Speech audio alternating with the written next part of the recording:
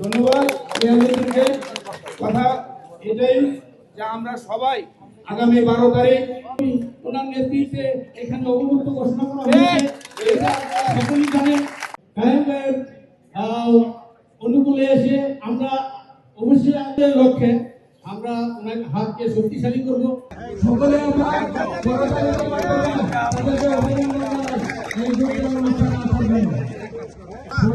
আমাদের প্রধান অতিথিকে ফুলের তোড়া দিয়ে যোগদান করলেন। আমরা করতালির মাধ্যমে তাদেরকে অভিনন্দন জানাই। আলহামদুলিল্লাহ, আমার নির্বাচনী এলাকায় শান্তিপূর্ণভাবে আমরা একটা সহাবস্থানের ভিত্তিতে নির্বাচনটা করে যাচ্ছি।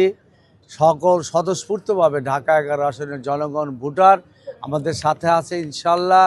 কালকেও আমরা অনেকগুলি প্রোগ্রাম করেছি, আজকে অনেকগুলি প্রোগ্রাম আছে।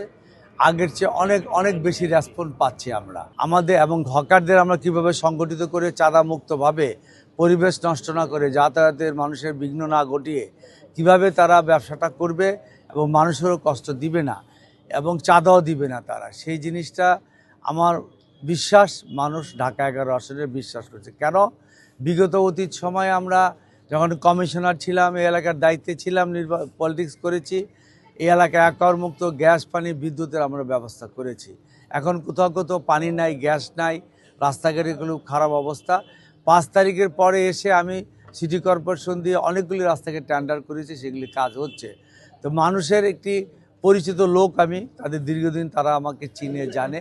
সুতরাং আমার মনে হয় মানুষ আমাদের কথা এবং অতীত কর্মকাণ্ড বিশ্বাস করে আগামীতে ইনশাল্লাহ ধানের শীষে ভোট দিবে। 12ই ফেব্রুয়ারি আমি বলবো যে আপনারা 17 বছর পর ভোটের অধিকারটা ফিরে পেয়েছেন। আপনার মূল্যবান গণতান্ত্রিক অধিকার হরণ করে রেখেছিল স্বৈরাচার। এই মূল্যবান ভোটটা আপনারা নষ্ট না করে ভোট দিতে আসেন এবং ধানের শীষের পক্ষে দেন। এবং তারেক রহমান অনেক জনকল্যাণমূলক কর্মসূচি নিয়েছে। আমি বিশ্বাস করি আগামী দিনে তারেক রহমান ক্ষমতায় আসলে বাংলাদেশে একটা বৈষম্যহীন উন্নত কল্যাণ রাষ্ট্র হবে। আমি ভোটারদের বলবো দয়া করে আপনার ভোট কেন্দ্রে যান, ভোটটা দেন ইনশাল্লাহ।